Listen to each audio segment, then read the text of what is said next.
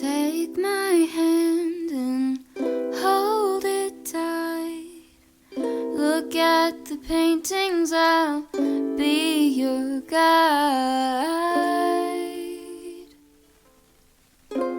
Don't stop looking in my eyes. Are you cold? Do you want to sit down? I've been here a million times, so I know my way around.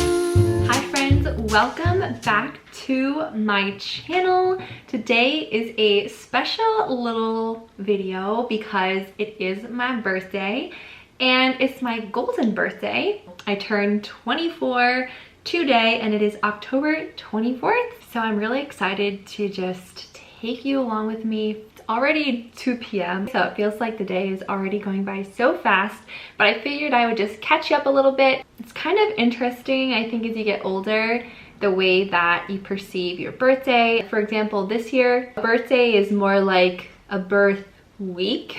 So it's just different than I feel birthdays are when you're younger, when there's like this like one big event. That's at least my experience, and there's nothing wrong with it evolving and changing with time. Kind of just the nature, I guess, of getting older. I'm not that old though. 24 is kind of old.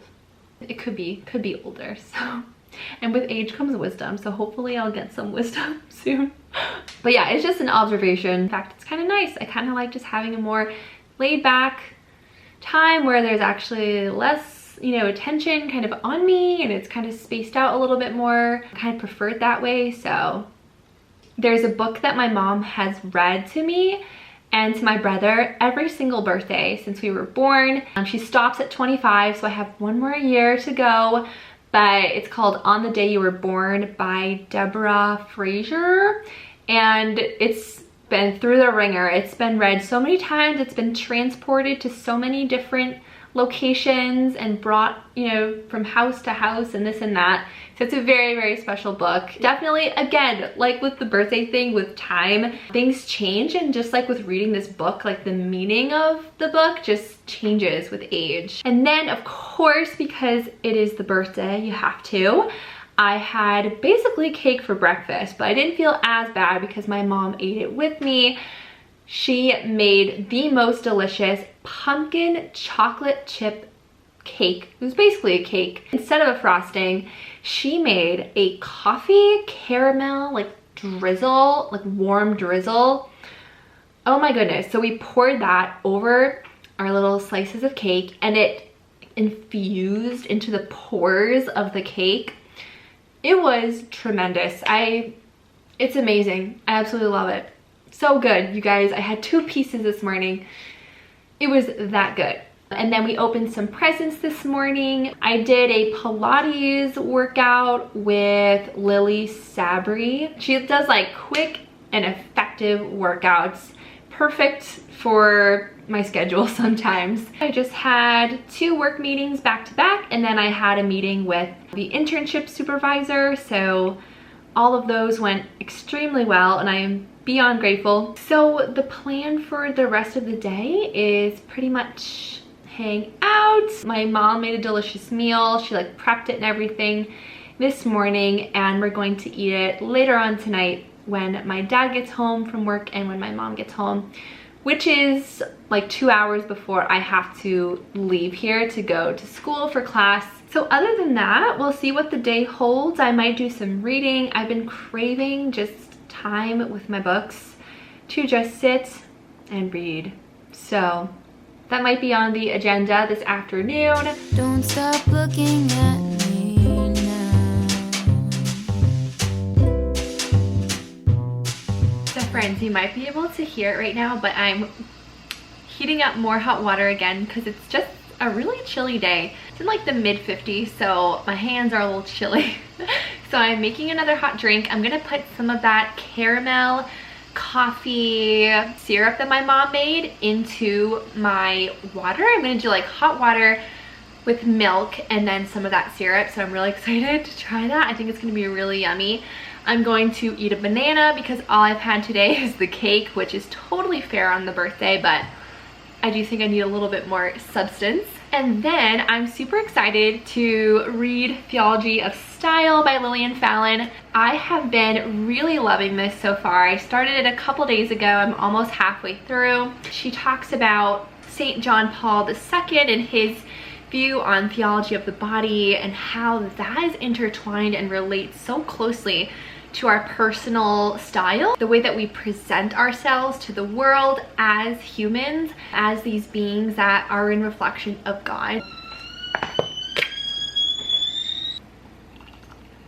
So yeah, needless to say, I've been really liking just her brain, like the way that she's been connecting style and how you present yourself with our identity and our worth as God's creation. It's resonating with my soul quite a lot, especially as a woman who loves fashion, has always loved it, loves style, has always been into that since I was a tiny little peewee. I will keep you guys updated on final thoughts when I finish it. I'm gonna make my drink real quick and start reading. Oh, you don't care as much as I do, but I'm just content with me next to you.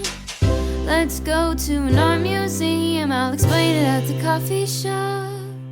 I know you don't get it, but there's no need to fret it. It's like a gift, it's about the thought.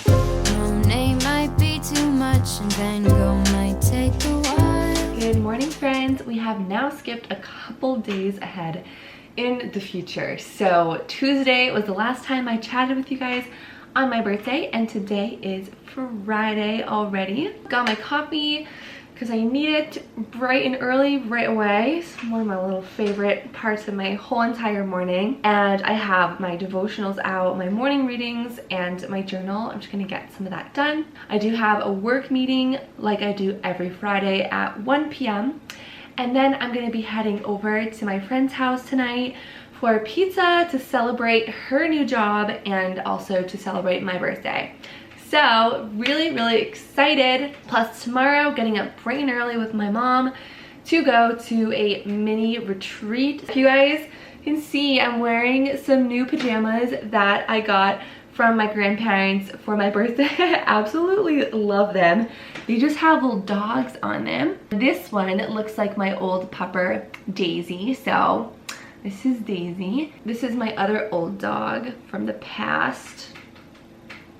Right here, that's Rosie. I'm going to get rolling and probably gonna end up doing a lot of work today as well for school and for my job. So I will take you guys along the ride with me for those. I know that you're trying to do anything to make me smile. Okay, so really quick, I feel like I just have to share this. So this week was one of the most beautiful weeks ever for sunrises and sunsets. The roads that I drive on to get to and from school and to and from internship, they're all back roads, they're all very hilly, and there's lots of beautiful outlooks right over the horizon and over fields and ponds and things like this. And there was a specific day earlier this week when I was driving home and something struck me as I was gazing out at the sunsets and the way that the sky was so pink and blue like cotton candy, just speckled throughout the sky. The leaves were literally on fire with foliage. There were rolling hills, there was a church steeple. This was all in one moment's time. I'm seeing all of this at once. Cute little farmhouses lining this road that was lined with beautiful trees with so much foliage just hanging over the road, the winding road. Oh, you guys, it was beautiful. And something hit me in that moment. I was like, you know, so many people, right, myself included, we will pay money to go to art shows, to go to museums, to see artwork created by people. But I think sometimes we forget that every single day, the literal God of the universe, the creator of the universe, which even thinking about that, wrapping your head around who he is can be kind of mind-blowing, right? the God of the universe puts on art shows for us every single day. And not only are they the most magnificent pieces of art, they are also fully free art shows. We don't have to pay a cent. That could be the sunset, right? The way that a house sits on a hill, even down to tiny details. That is God kind of showing off his artwork. The little details on a butterfly, the way that a bird soars through the sky, and if you can just like snapshot that in your mind, like that in and of itself is a piece of artwork.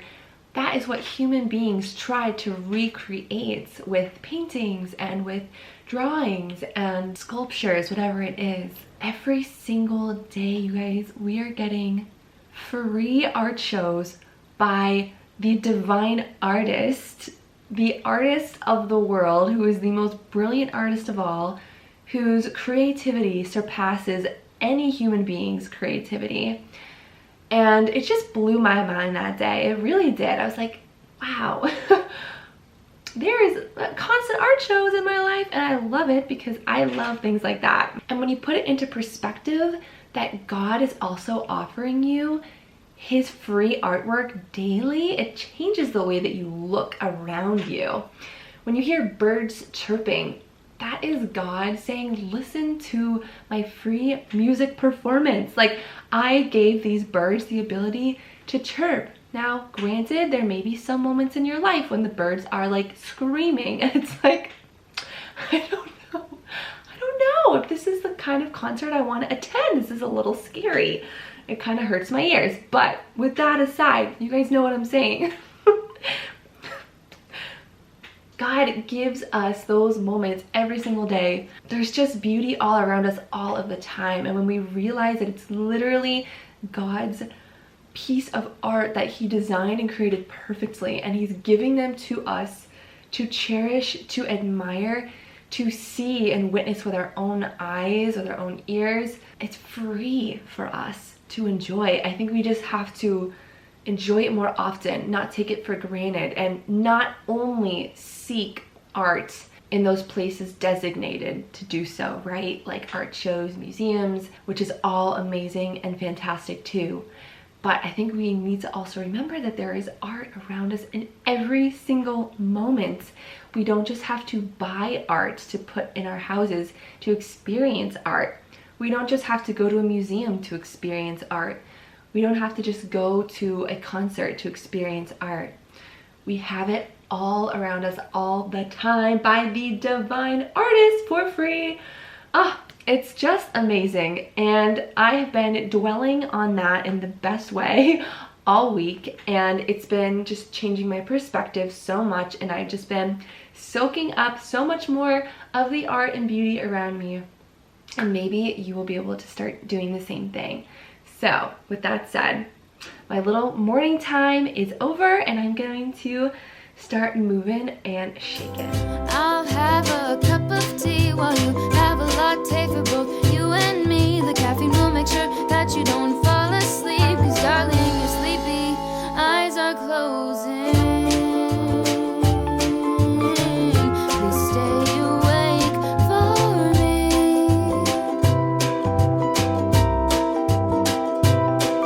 I know you wanna go, but please stay here with me. I could show you things that you've never seen. Let's go to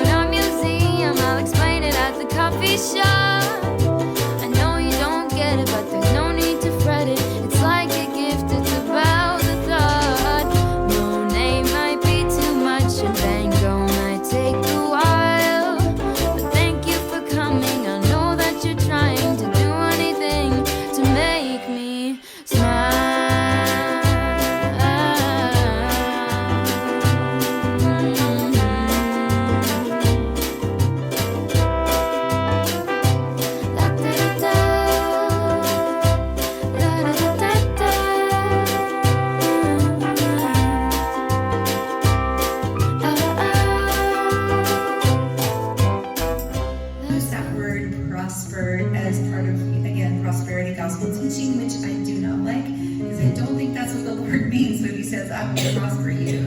You know, he means, I love you, I have a plan for you, I care for you, I'm watching you, and my intent is to see your purpose in life fulfilled, your purpose is love. It's a really beautiful thing. Because she had been told that one day she would see Jesus, right? And see the Savior. And she prayed and was holy and waited every day. You see him, I'll explain it at the coffee shop. I know you don't get it, but there's no need to fret it. It's like a gift, it's about the thought. Monet might be too much and Van Gogh might take a while. But thank you for coming and thank you for trying to do anything to make me smile.